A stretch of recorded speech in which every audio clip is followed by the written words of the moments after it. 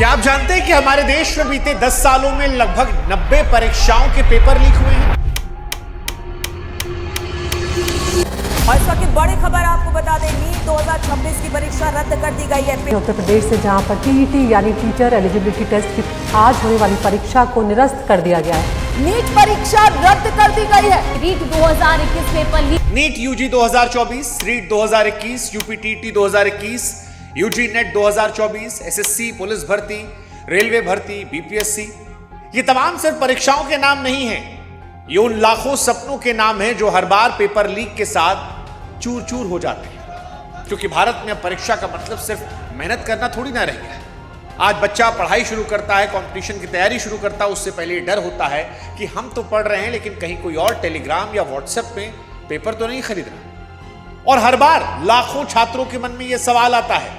और जब बीती रात 23 लाख लोगों के भविष्य को दोबारा संशय में डाल दिया गया तो हमें लगा कि एक बार सरकारों के कान में आवाज डालकर कहें कि सरकार साहब, क्या आप सोचे कि वो जो लड़का दिल्ली, कोटा, लखनऊ, पटना किसी एक कोने में एक कमरे में पढ़ रहा होगा, जिसने दोस्तों से दूरी बनाई, मोबाइल छोड़ा, त्योहार छोड़ दिया, माँ बाप से फीस भरने के लिए कर्जा लिया, माँ ने गहना बेचा, उसके साथ आप कैसा मजाक कर रहे हैं? क्योंकि बीते 10 सालों में लगभग 90 पेपर लीक और भर्ती घोटाले के मामले आए हैं। इसका मतलब जानते हैं कि हर महीने देश का कोई ना कोई युवा ये सुन रहा है कि भैया परीक्षा रद्द हो गई है। और अब ये किसी एक राज्य की कहानी नहीं है। आप राजस्थान जाइए, बिहार जाइए, यूपी जाइए, गुजरात जाइए, झारखंड जाइए, मध्य प्रदेश जाइए।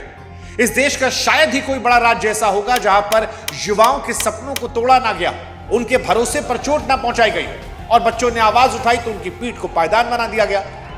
लेकिन डरावनी बात यह है कि पेपर लीक की खबरें अब डराती नहीं है, चौंकाती नहीं है। ऐसा लगता है कि नया नॉर्मल है, क्योंकि बच्चों को भी आशंका है कि पेपर तो दे आए हैं लेकिन रिजल्ट आएगा या रद्द हो जाएगा। और आज इसीलिए हमें लगा कि आज इस कहानी को हम एक्सपोज करते हैं, क्योंकि यह कहानी करोड़ों के गोरख धंधे में तब्दील हो चुकी है। आज इस वीडियो में हम आपको बताएंगे कि आखिर पेपर लीक होता कैसे है, कौन लोग हैं जो पेपर लीक करवाते हैं, coaching centre, solver gang system के अंदर बैठे लोग कैसे इससे करोड़ों रुपया कमाते हैं, और सबसे बड़ा सवाल कि क्या भारत के भविष्य में दीमक लग गया है।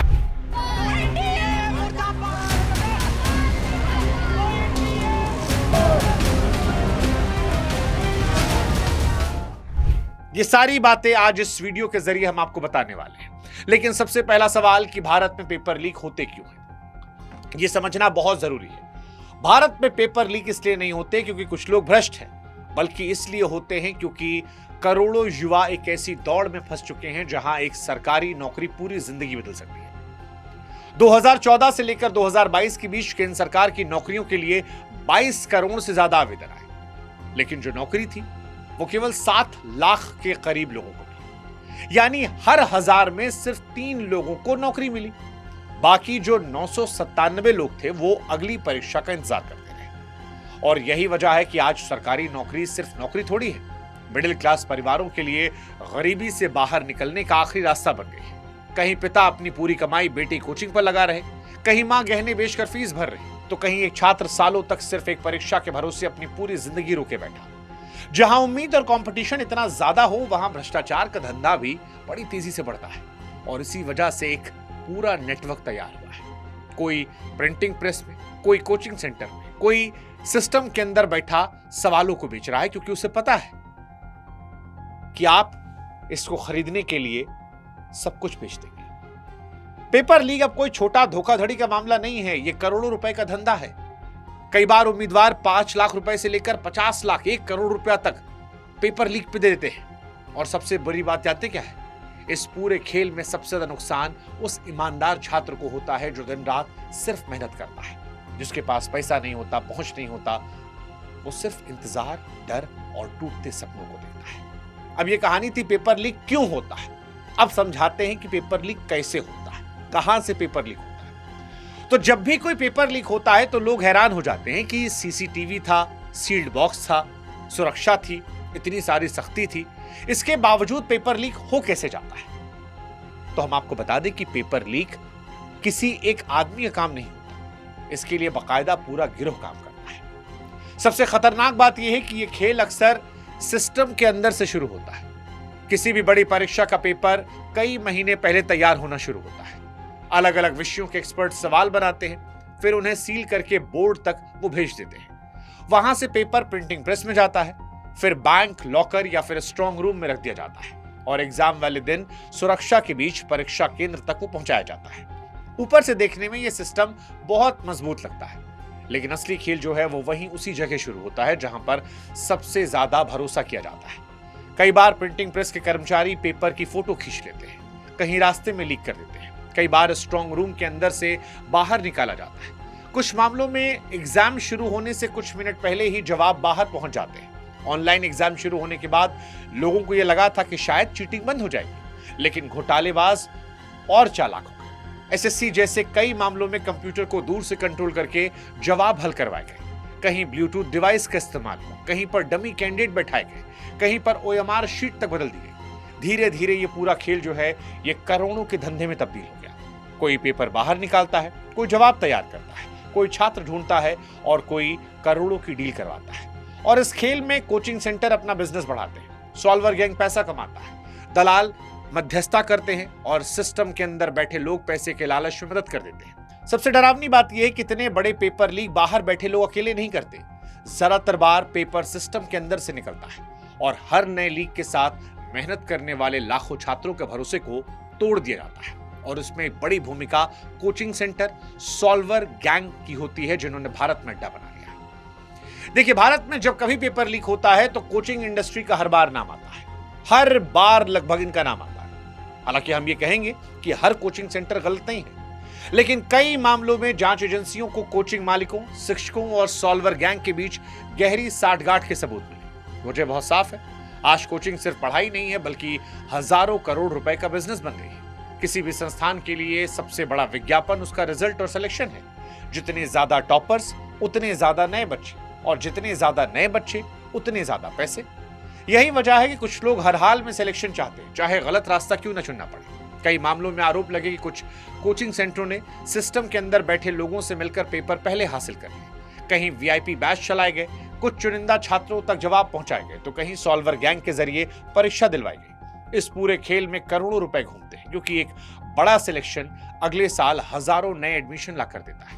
और यहीं से शुरू हो जाता है सॉल्वर गैंग का धंधा। ये लोग पैसों के बदले दूसरों की जगह परीक्षा देते हैं, कहीं डमी कैंडिडेट उठाते हैं, बायोमेट्रिक सिस्टम को धोखा देते हैं, कहीं फेक दस्तावेज के जरिए फोटो एडिटिंग से पहचान बदलते हैं, और कई बार डॉक्टर, इंजीनियर और पढ़े लिखे लोग भी इस रैकेट में शामिल हो जाते हैं। सबसे दुखद बात यह है कि इस पूरे सिस्टम का सबसे बड़ा शिकार वही छात्र है जिसका जिक्र हमने पहले किया, जो ईमानदारी से मेहनत कर रहा है, क्योंकि उसके सामने ऐसे लोग खड़े हैं जिनके पास पैसा, पहुंच और शॉर्टकट है। फिर धीरे धीरे मेहनत करने वाले छात्रों को लगता है कि सिस्टम में ईमानदारी बची नहीं है, और इसका खामियाजा कई बार जिंदगी से भी गुजारना पड़ता है।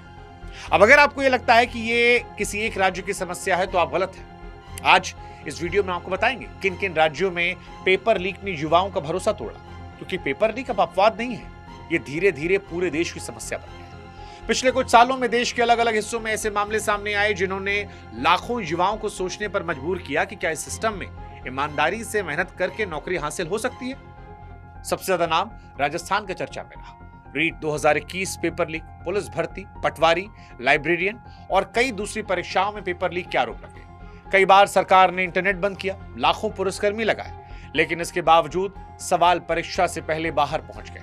कुछ मामलों में बसों और होटलों के बंद कमरों में छात्रों को जवाब रटवाने तक के आरोप लगे। धीरे धीरे राजस्थान पेपर लीक माफिया शब्द ये बड़ी आम चर्चा का हिस्सा बन गया। बिहार भी 12 विवादों में रहा। बीपीएससी शिक्षक भर्ती, बोर्ड परीक्षाएं, दूसरी सरकारी भर्ती पेपर वायरल होने लगे, धांधली के आरोप लगे। यूपी में यूपीटीटी 2021 पेपर लीक का मामला इतना बड़ा हुआ कि परीक्षा रद्द करनी पड़ी। गुजरात, झारखंड, उत्तराखंड, हरियाणा और महाराष्ट्र में भी समय समय पर solver gang, dummy candidate, online hacking के मामले सामने आए। मध्य प्रदेश का व्यापम स्कैम तो पूरे देश के लिए चेतावनी बना। इसकी कहानी तो अपने आप में डराने वाली है। कैसे करोड़ों रुपए, राजनीतिक पहुंच और सिस्टम के अंदर बैठे लोगों का संगठित नेटवर्क लोगों की जिंदगियां तक ले गया। लेकिन दिक्कत यह है कि हर बार चर्चा हुई, हर बार बदलाव की बात कही गई, जांच बैठी, गिरफ्तारियां हुई, लेकिन कुछ महीनों बाद फिर एक नया पेपर लीक, और इसीलिए छात्रों के मन में आ गया कि इस देश में मेहनत से कहीं ज्यादा क्या पैसे और पहचान की बात तो नहीं है। और इसका सबसे बड़ा उदाहरण व्यापम है।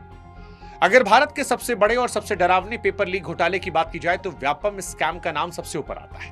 यह सिर्फ पेपर लीक का मामला नहीं था, बल्कि एक ऐसा घोटाला था जिसने पूरे सिस्टम पर सवाल खड़े किए। मध्य प्रदेश में मेडिकल कॉलेजेस, सरकारी नौकरियों और भर्ती परीक्षाओं में सालों तक फर्जीवाड़ा चला। आरोप लगे कि पैसे लेकर लोगों की परीक्षा पास करवाई गई, सीट दिलवाई गई, नौकरियां लगवाई गई, सरकारी नौकरियों को बेच दिया गया।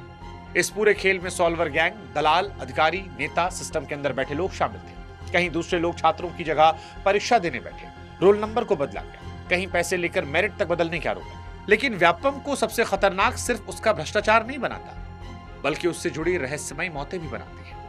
इस मामले से जुड़े कई गवाहों, आरोपियों और संदिग्ध लोगों की मौत ने पूरे देश को हिला दिया। मेडिकल छात्रा नर्मदा डामोर की मौत, पत्रकार अक्षय सिंह की अचानक मौत और कई संदिग्ध हादसों ने इस घोटाले को बहुत भयानक बना दिया। लोगों के मन में सवाल उठने लगा, क्या सिर्फ पेपर लीक था या फिर सिस्टम के अंदर बहुत बड़ा खेल चल रहा था।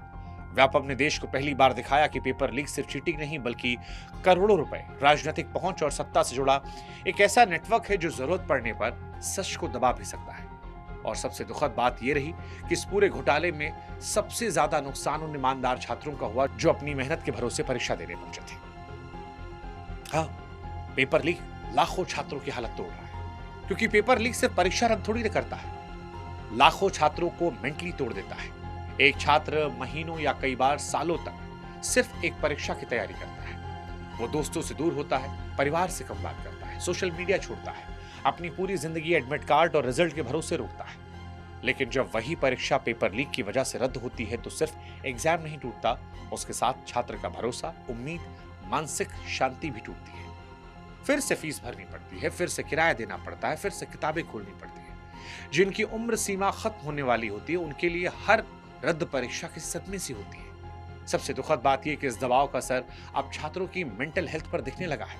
कोटा जैसे शहरों से लगातार सुसाइड की खबरें आती हैं। इन बच्चों ने उसमें कंपटीशन, लगातार असफलता, सिस्टम से डिसअपॉइंट होने की बात लिखी है। सबसे डरावनी बात कि इस पूरे सिस्टम में सबसे ज्यादा सजा उसी छात्र को मिली जिसे कोई गलती नहीं थी।